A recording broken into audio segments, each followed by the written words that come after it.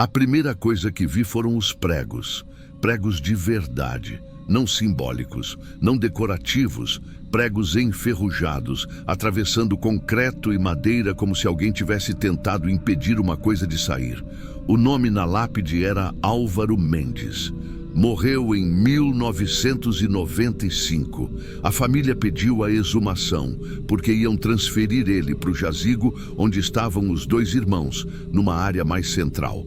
A ordem veio como qualquer outra, mas eu lembro que o nome dele me deu uma sensação ruim assim que li, como se já tivesse ouvido em algum canto, como se já tivesse passado por aquele túmulo, mas não tinha.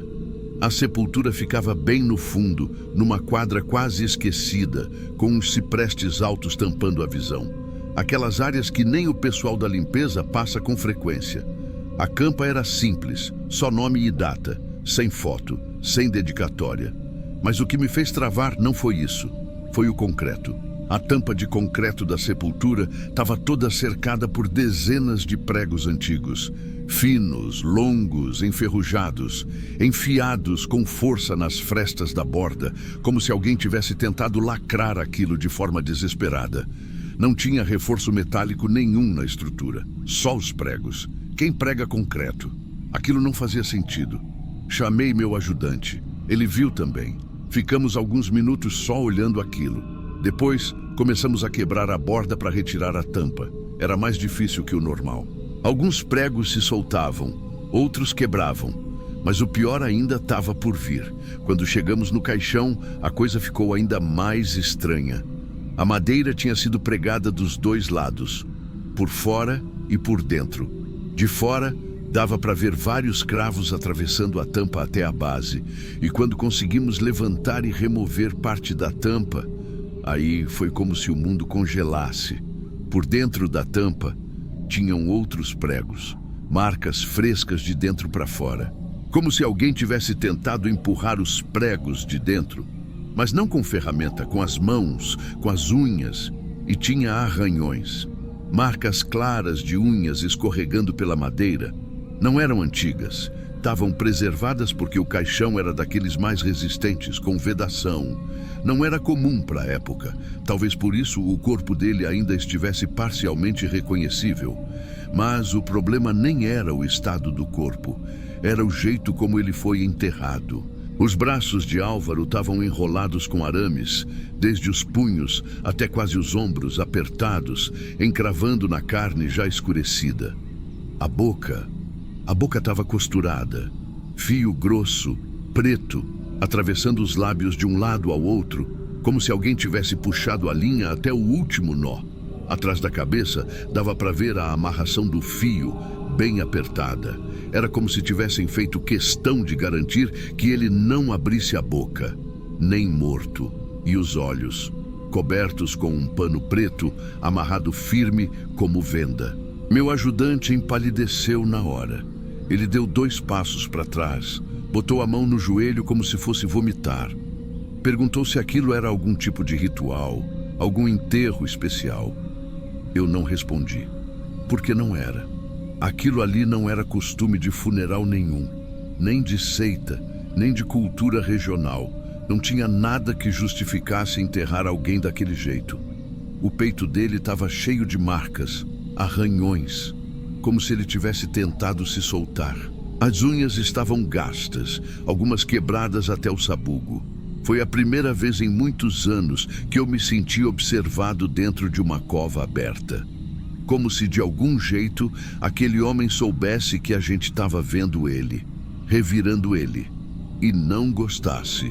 A gente cobriu o rosto e chamou a funerária. Precisavam registrar, fazer o laudo, notificar a família. Mas mesmo com toda a papelada, aquilo não parecia uma exumação. Parecia invasão. E até hoje, eu juro por tudo, nunca vi um caixão pregado por dentro. A funerária chegou no fim da tarde, quando o sol já começava a baixar. Eles vieram com o equipamento certo para remoção, tiraram fotos, anotaram o estado do corpo e do caixão e preencheram o básico. Disseram que iam acionar a família para o reconhecimento. Quem apareceu no dia seguinte foi uma mulher de uns 40 e poucos anos. A pele muito branca, cabelo preso, óculos escuros. Só disse que era filha do Álvaro. Não perguntou nada, não chorou, não quis sentar. Foi direto para a beira da cova, onde o corpo ainda estava embalado esperando transferência. Ela ficou ali parada, observando. Não mostrou reação nenhuma. Só ficou olhando para aquilo tudo como se já soubesse. E aí, depois de uns 2 minutos de silêncio, disse bem devagar, com a voz firme. Ele não calava a boca nem depois de morto. Do jeito que falou, parecia mais desabafo do que explicação. Como se ela estivesse falando para ela mesma, não para mim. Eu perguntei o que queria dizer com aquilo. Ela virou de costas e foi embora, sem responder. Nem assinou nada. Disse que o cartório já tinha tudo e que não precisava mais dela. No mesmo dia, um dos funcionários do cartório veio até o cemitério para entregar a papelada de transferência do corpo. Ele era mais velho, desses que gostam de conversar. Quando viu o nome do morto, parou de escrever. Falou que o caso do Álvaro teve confusão na época. Disse que 2 documentos diferentes existiam com a mesma data. Um atestado de óbito que dizia acidente doméstico e outro com assinatura parecida, mas que registrava parada cardiorrespiratória de causa indeterminada.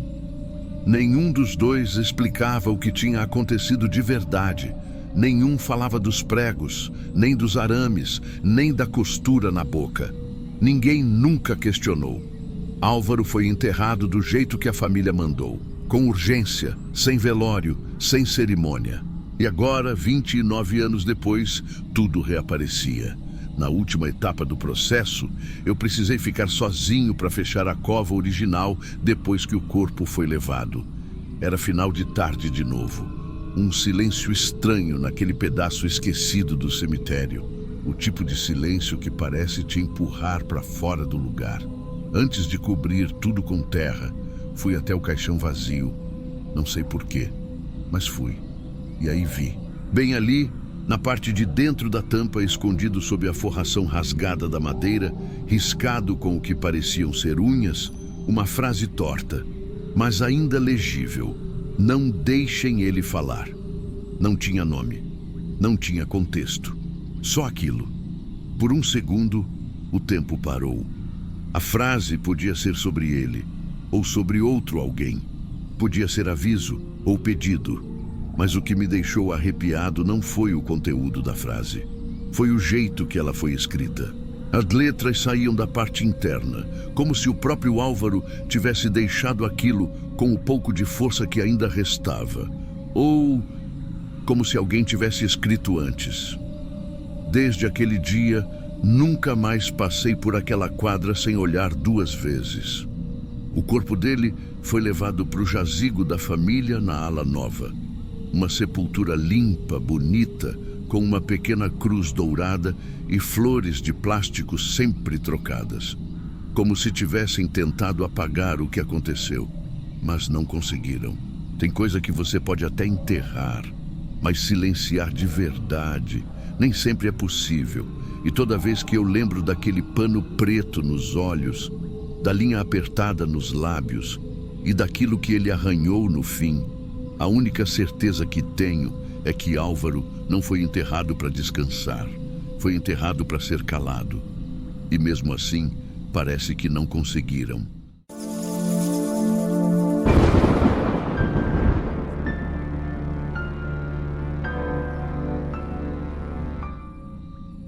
Naquela manhã gelada, o chão do cemitério respondeu para mim. Não foi coisa da minha cabeça, nem ilusão de quem já vive nesse ofício há tempo demais. Aquilo foi real. E veio de dentro da terra. Era exumação de rotina, ordem judicial, transferência dos restos mortais de uma mulher chamada Joana Ferreira. Estava enterrada ali fazia tempo, desde 1974. O túmulo ficava num canto mais baixo do cemitério, perto de onde escorre a água da chuva. Concreto velho, musgo cobrindo as bordas, tampa com trincas antigas, nada que chamasse atenção. Só mais um trabalho no meio de tantos. Eu e o Paulo começamos a quebrar a laje logo cedo. O barulho do martelo ecoava abafado, como sempre. Só que ali, depois da segunda ou terceira martelada, teve algo que não encaixou. O som mudou. Não era só pedra rachando. Era como se algo respondesse de dentro. Era seco, ritmado, como 3 toques dados com força contra a madeira. Parei na hora. O Paulo largou a marreta e me encarou branco. Ele nem conseguiu falar nada. Só fez que não com a cabeça, como se pedisse para a gente parar. Eu tentei engolir o nervosismo. Disse que podia ser reverberação, eco estranho por causa da umidade. Mas no fundo, nem eu acreditei. Porque quando fui bater de novo, dei um tempo, só para ouvir. E foi aí que aconteceu de novo. 3 batidas, sozinhas. Não teve martelada antes. Não teve pá. Só as 3 pancadas, secas, como se alguém estivesse lá dentro, esperando que alguém escutasse. Dava para sentir que o Paulo queria sair dali. Mas a gente não podia abandonar o serviço. Eu disse para ele respirar fundo, terminar logo e sair daquele lugar. Era só um túmulo antigo. A mente da gente prega peça, ainda mais com o frio e o silêncio pesando daquele jeito. Quando conseguimos abrir a tampa, a visão só aumentou o peso no peito. O corpo estava lá, ou o que restava dele. Só os ossos, bem frágeis, tudo na posição mais ou menos esperada. A roupa, o pouco que sobrou, já era só fiapo de algodão virado pó. Mas os braços, os punhos estavam presos por dentro da tampa, como se os ossos tivessem forçado com tanta violência que amassaram o metal das alças internas. E a cabeça não estava reta. O crânio estava virado para o lado, meio de costas, a boca aberta de um jeito que dava aflição, com os dentes gastos. Gastos de um jeito que não parecia só efeito do tempo. Parecia esforço, tentativa de morder, rastejar, gritar. E ali, bem acima da cabeça, o forro da tampa estava marcado, arranhões fundos. Não eram pequenos nem esparsos. Tinha uma sequência contínua, feita por quem bateu, raspou, insistiu. Mas o que mais me incomodou foi um detalhe que o Paulo nem viu na hora. No canto direito da tampa, bem perto da alça, alguém, ou alguma coisa, tinha feito um desenho. Era um círculo, e dentro dele, 3 riscos verticais. Feito à unha, talvez, ou com algum objeto, mas não parecia algo casual. Era simétrico, com marcas de repasse. Alguém insistiu naquilo até gravar bem. Guardei aquilo na memória, mais do que deveria. Quando o transporte chegou, a gente cobriu o corpo e se afastou. Mas ficou um clima estranho. A família só mandou um sobrinho distante para acompanhar. Ele era quieto, sem jeito, e só se aproximou quando já estavam levando o caixão para a nova urna. Mostrei para ele a marca e contei, sem floreio, do som que ouvimos. Ele ficou uns segundos olhando para o nada. Depois, com a voz bem baixa, só disse: "Eu avisei que ela não ia aceitar o caixão.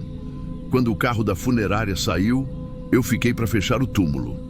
Estava sozinho ali, com a terra aberta, o fundo à mostra, e um silêncio que incomodava mais do que qualquer choro de velório. Comecei a organizar o que faltava: cimento, areia, tampa nova. Mas antes de colocar tudo no lugar, quis respirar um pouco. Me afastei 2 passos, deixei a pá escorada na parede da cova e fiquei olhando o vazio. Dava para ver a marca escura no fundo, onde o caixão tinha ficado por quase 50 anos. Foi aí que aconteceu de novo. 3 batidas, secas, ocas, como da primeira vez. Só que agora não tinha mais nada ali dentro. Eu congelei. A mão parou no ar. O som não vinha de canto nenhum conhecido. Era ali, no centro do buraco. Como se a terra tivesse memorizado aquilo. Como se alguma coisa que ficou ali embaixo não tivesse ido junto com o corpo. Me aproximei devagar. O vento parou. Até os passarinhos sumiram. Fiquei em pé na beira do buraco e esperei. Nada. Mas quando me virei para pegar a pá, veio o que me tirou o sono por meses. Uma voz, rouca, baixa, mas real. Saiu do fundo do buraco como se estivesse empurrando cada palavra por entre pedra, terra e madeira. Ela disse: ainda não acabou. Quase deixei a pá cair. Eu queria correr, mas não consegui. O corpo travou. As pernas pesaram. O suor frio escorreu pelas costas, mesmo com o vento gelado da manhã. Demorei alguns minutos para conseguir me mexer. Olhei de novo para dentro da cova. Não tinha nada. Nenhum bicho, nenhuma fenda, nenhum som depois daquilo. Mas a frase ficou martelando na cabeça. E aquelas 3 palavras, ainda não acabou, pareciam mais uma ameaça do que um lamento. Fechei o túmulo rápido. Cimentei como manda o protocolo. Mas saí de lá com a sensação de que deixei coisa viva lá embaixo. E por mais que eu tentasse ignorar, teve uma coisa que continuava voltando para minha mente. A marca, aquela que estava na tampa do caixão, no canto direito, o círculo com 3 riscos. Depois daquele dia, comecei a reparar.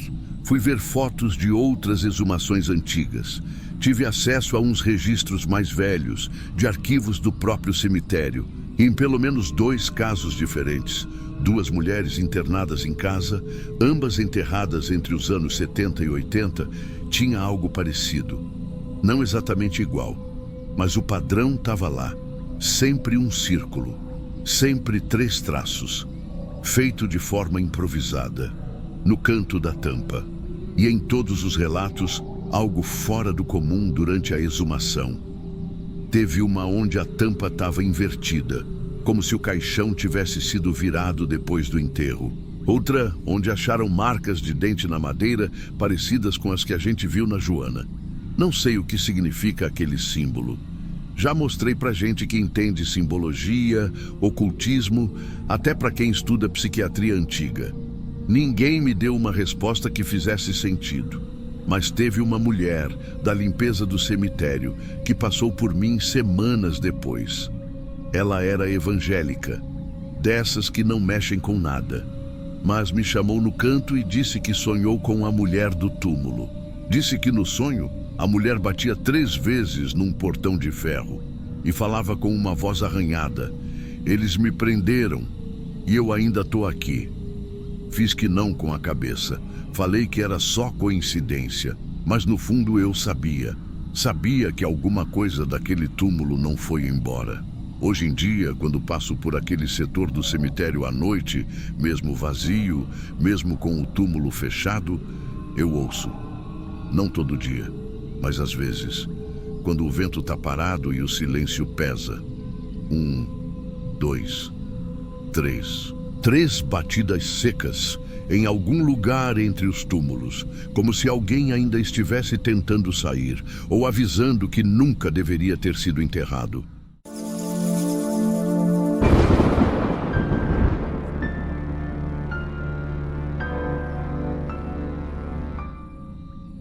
Teve uma cova aqui no cemitério que a gente nunca mais usou depois do que aconteceu. Era para ser uma exumação simples. A ordem era tirar os restos do Pedro Alencar, enterrado em 1981, num setor que fica atrás do galpão das ferramentas. Um pedaço de terra meio esquecido, onde quase ninguém mais enterra ninguém. Cheguei cedo junto com o rapaz do IML e 2 ajudantes. O terreno já dava um sinal estranho.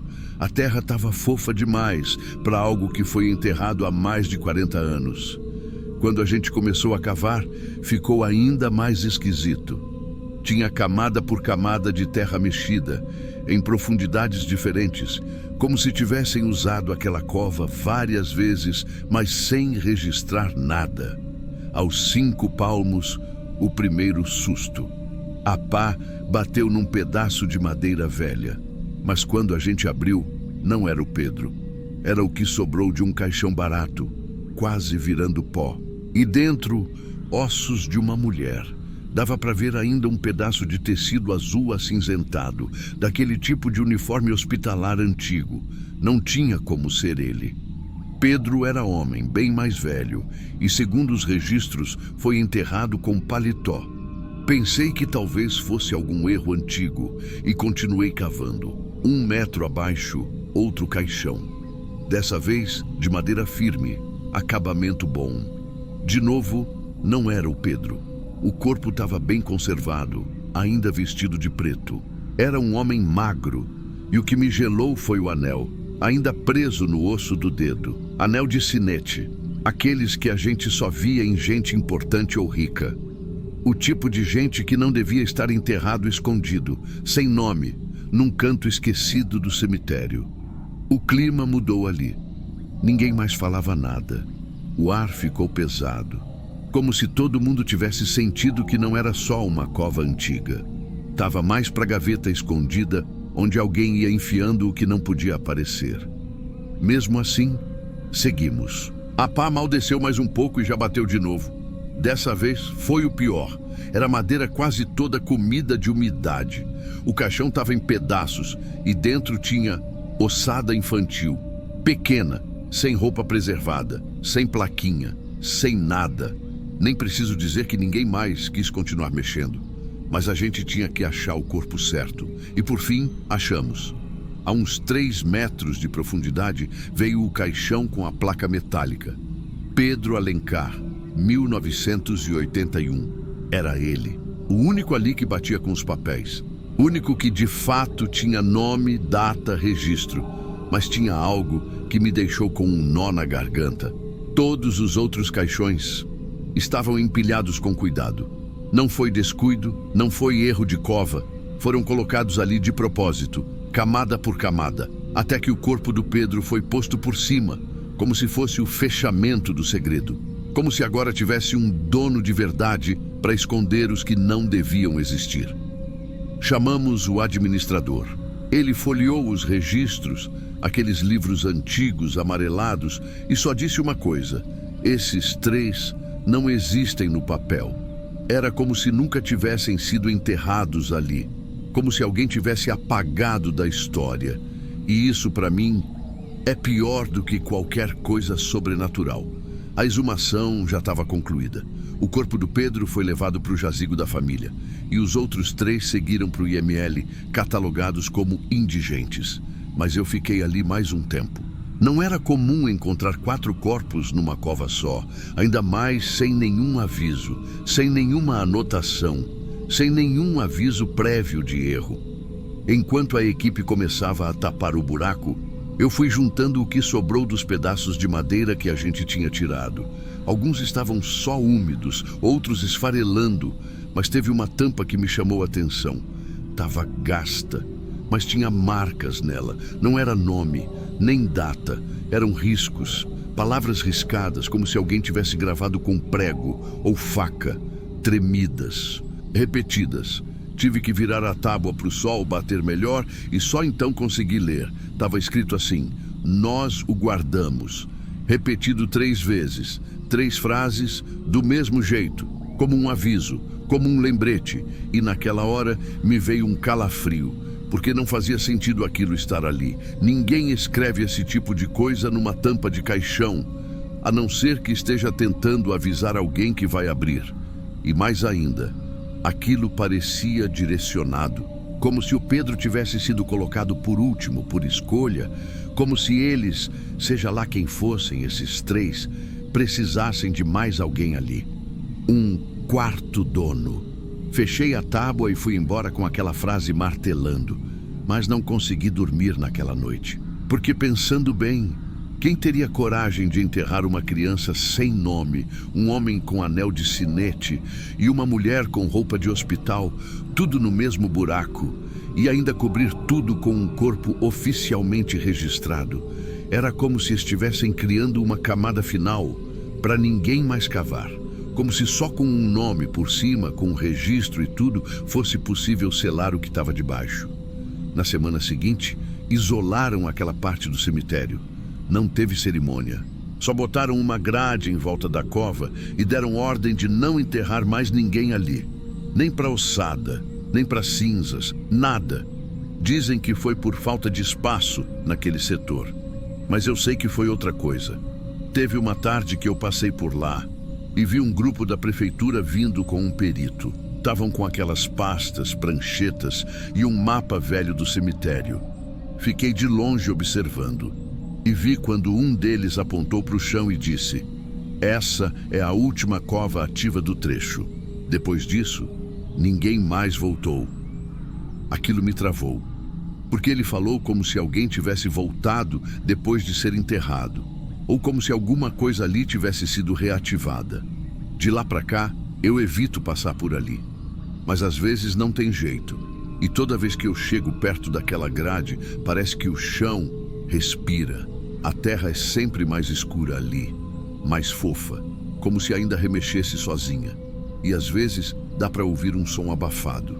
Não é voz, não é passo. É um som que eu só consigo comparar com alguém virando de lado debaixo da terra. E por isso, por mais que eu queira esquecer, eu sei. Aquela cova ainda tem dono. Ou melhor, nunca deixou de ter. Só estão esperando o próximo. E eu tenho medo de ser o próximo a cavar ali.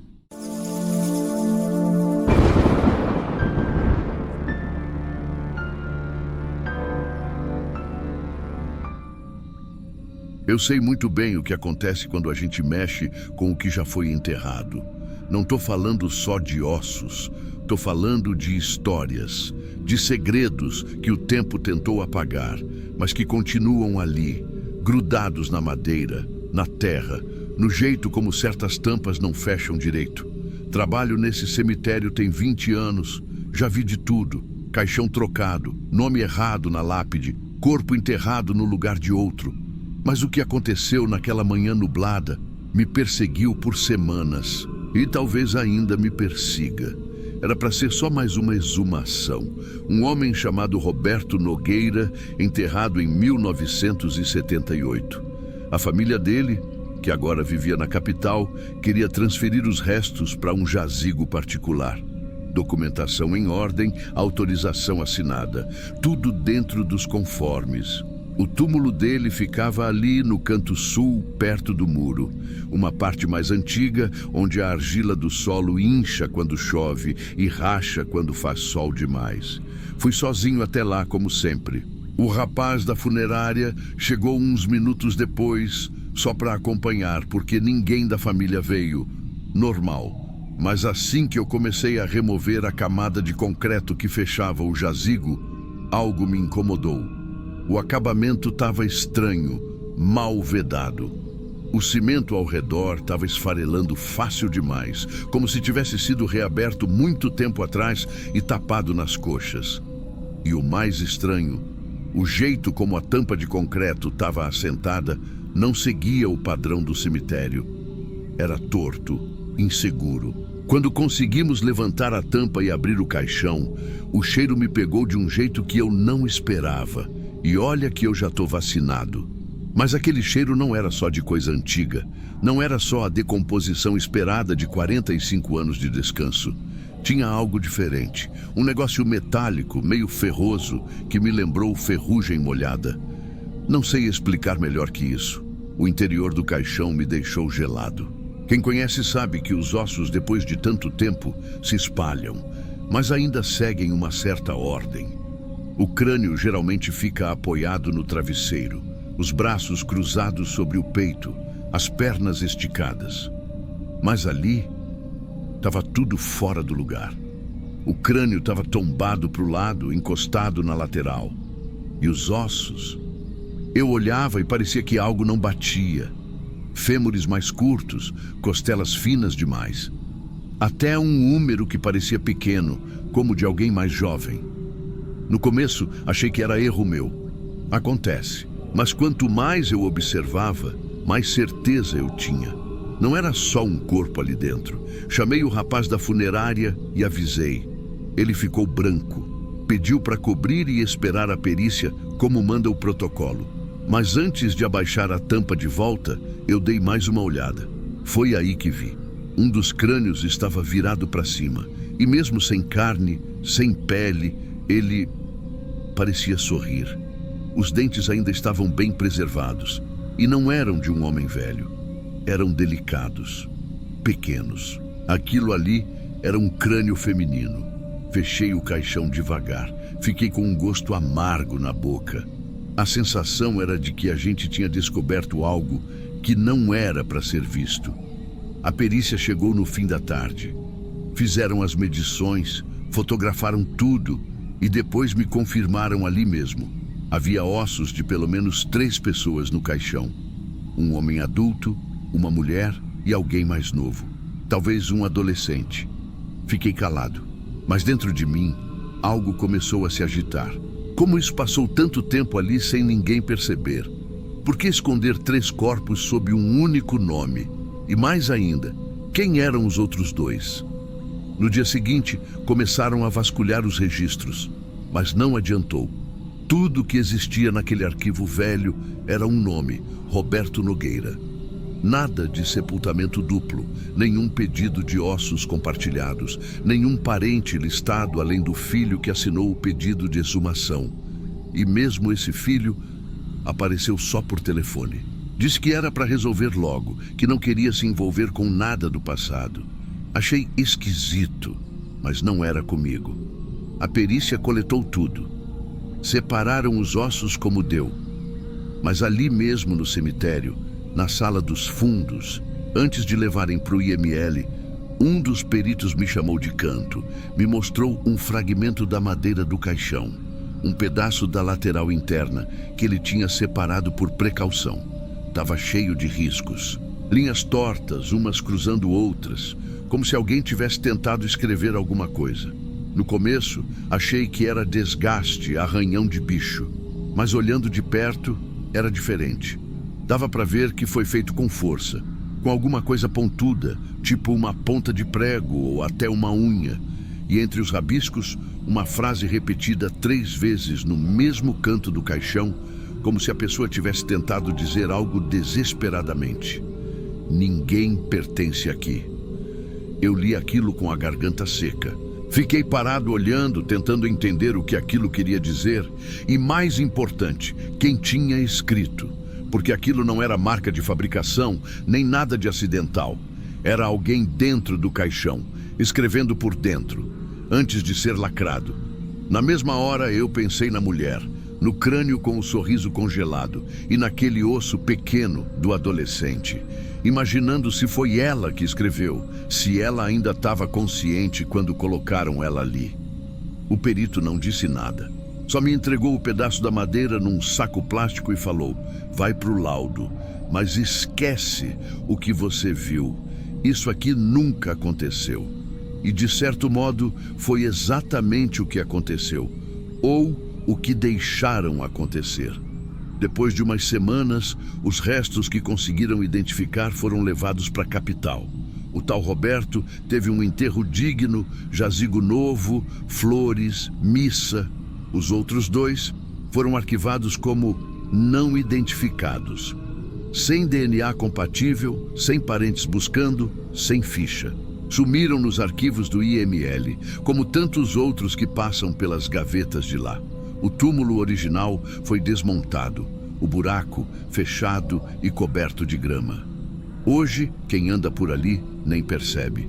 É só mais um pedaço de terra entre tantos outros. Mas eu sei.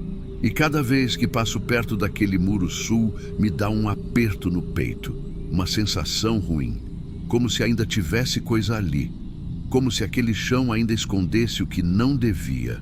E o pior de tudo é que a gente nunca vai saber se aquilo foi acidente ou intenção, porque naquela época, entre os anos 80 e 90, acontecia de tudo.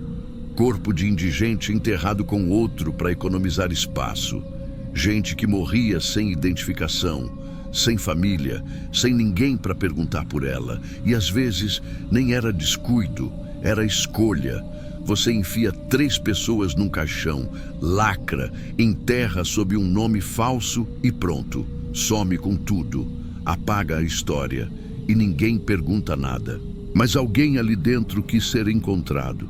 Alguém teve força para escrever uma frase 3 vezes, para dizer que aquele lugar não era dela, nem de ninguém.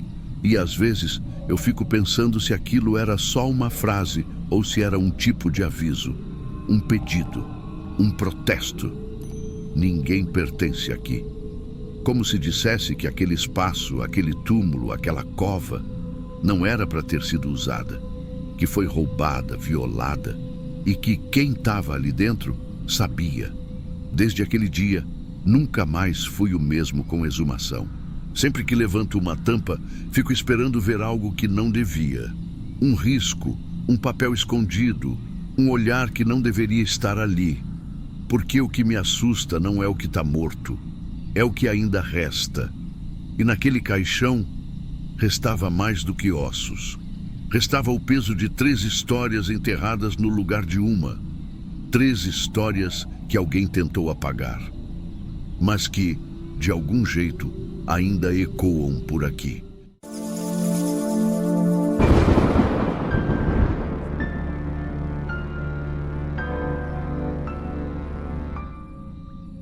Tem caixão que esconde mais do que defunto.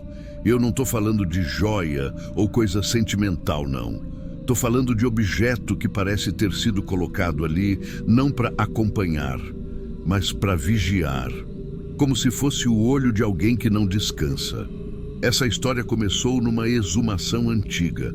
O nome no registro era Helena Duarte, enterrada em 1969. Tinha 19 anos. A família entrou com pedido para transferir ela para o jazigo materno e a documentação foi aprovada. Quando localizaram o túmulo e chamaram a equipe para a abertura, eu fui escalado por ser o único ali com mais tempo de serviço que o caixão. Já vi muito corpo sair da terra esfarelando, sem forma ou até com coisa errada dentro. Bicho, papel, vela, até coisa que ninguém explica direito. Mas nada me preparou para esse. Desde o começo, algo parecia fora do lugar. A madeira do caixão devia ter se rendido há décadas, mas ainda mantinha firmeza. Não era só a terra seca. Aquela estrutura estava tratada, de um jeito estranho. Dava até para pensar que alguém cuidava daquilo por dentro. Na hora que abrimos, veio aquele cheiro que só quem mexe com cova conhece. Um cheiro que não se espalha, só desce direto na garganta. A ossada da Helena estava lá. Roupas quase desfeitas, cabelo esfarelado, o normal. Mas tinha um detalhe ali, um brilho, onde não devia ter nada além de pó. Apoiado onde seria o travesseiro, encostado na lateral do crânio, tinha um espelho. Pequeno, oval, moldura de prata escura. Pensei que fosse só um reflexo de metal. Até olhar mais de perto. O vidro não estava opaco, não estava embaçado. Ele refletia como se tivesse sido colocado ali ontem, nítido, sem uma rachadura. E não sei te explicar, mas a imagem que ele devolvia não era só minha. Eu vi meu próprio rosto ali, sim, mas tinha algo atrás. Um vulto, uns olhos. Na hora, eu gelei. Peguei o espelho com cuidado, usando a luva grossa. A moldura estava gelada de um jeito que parecia ter saído de uma geladeira. E não tinha como. A sensação era a de pegar um metal que tinha passado horas no gelo. Virei o espelho um pouco e os olhos ainda estavam ali. 2 olhos fundos, de mulher. Como se tivesse alguém deitada bem atrás de mim, me olhando do escuro. Mas o mais estranho, era como se ela respirasse, não com som, mas com presença. Como se ocupasse o mesmo espaço que o meu reflexo. Olhei rápido por cima do ombro. Só tinha parede de túmulo e uma árvore mais ao fundo. Nada além da exumação. Voltei a olhar para o espelho. Os olhos continuavam lá. Chamei a diretora funerária que estava acompanhando a transferência. Mostrei para ela. Ela olhou o espelho, virou um pouco na mão, mas não demonstrou nada. Só disse com a voz seca: "Isso não está no inventário do enterro." E não estava mesmo. A gente acessou os registros do cemitério daquela época. E na ficha da Helena, que era bem detalhada por sinal, constava roupa de algodão azul, rosário simples, par de brincos. Nada de espelho, muito menos algo com moldura de prata. E aí veio o pior. Conversando com um parente distante que acompanhava de longe o processo, ele soltou uma coisa que me gelou. Disse que a Helena era supersticiosa. Que desde pequena ela cobria todos os espelhos da casa quando alguém morria. Achava que o espelho prendia a alma, que roubava. E aí eu me perguntei, Se ela tinha essa crença forte, o que fazia aquele espelho dentro do caixão dela? Não fazia sentido nenhum. Ninguém da família reconheceu o objeto. E nenhum funcionário relatou ter colocado aquilo ali, nem nos arquivos do cemitério. Mas o espelho estava lá, limpinho e com olhos que não saíam do lugar. Depois daquele dia, fiquei com o espelho na cabeça. Não consegui deixar para lá. Mesmo depois da exumação feita, da ossada transferida, do caixão lacrado, era como se uma parte dele ainda tivesse aqui. O objeto foi enviado junto com outros pertences retirados do túmulo para uma análise antes do destino final. Mas eu pedi para ver o espelho mais uma vez. Não sei se foi erro ou se eu precisava confirmar que não estava maluco. Fui até a sala dos itens removidos, peguei ele com cuidado, posicionei em frente ao rosto, com a luz do fim de tarde batendo o lateral. E foi aí que vi o que ninguém mais pareceu notar. O reflexo tinha mudado. Não era mais só os olhos atrás de mim. O espelho mostrava um quarto agora. Escuro, com as paredes todas num tom entre o cinza e o vinho sujo, como se tivesse desbotado com o tempo. E no meio do quarto, uma cama. Só que não era uma cama comum. Era daquelas de ferro antigo, com estrado curvo, fininha, parecendo que range até com o vento. Em cima da cama, tinha alguém, deitada, imóvel. Dava para ver só o contorno do corpo e uma parte do rosto, sem expressão. O tipo de cena que não parece querer te assustar, mas que te prende o ar no peito. Fiquei ali, congelado, olhando aquele quarto pelo vidro. E quando percebi, aquela figura respirou. Foi sutil, mas eu juro, o peito subiu, devagar, como quem está deitada há tempo demais. Afastei o espelho no impulso. Me senti tonto, como se o ar ao redor tivesse mudado. Mas ali no fundo da moldura, num cantinho da prata escurecida, vi uma inscrição, tão pequena que quase passei direto: que nunca repouse. Era isso que estava escrito. Não sei se era maldição, aviso, promessa. Só sei que aquilo não era para estar dentro de um caixão. A diretora funerária decidiu que o espelho não ficaria com a família. Foi embalado com etiqueta de item fora do inventário e encaminhado como evidência histórica. Sei lá o nome certo. O protocolo dizia para lacrar. Dias depois, recebi notícia de que os técnicos da perícia abriram o pacote. O espelho ainda estava inteiro, mas com o vidro completamente preto, como se tivesse queimado por dentro. Sem estilhaço, sem rachadura, só escuro, opaco, sem reflexo nenhum.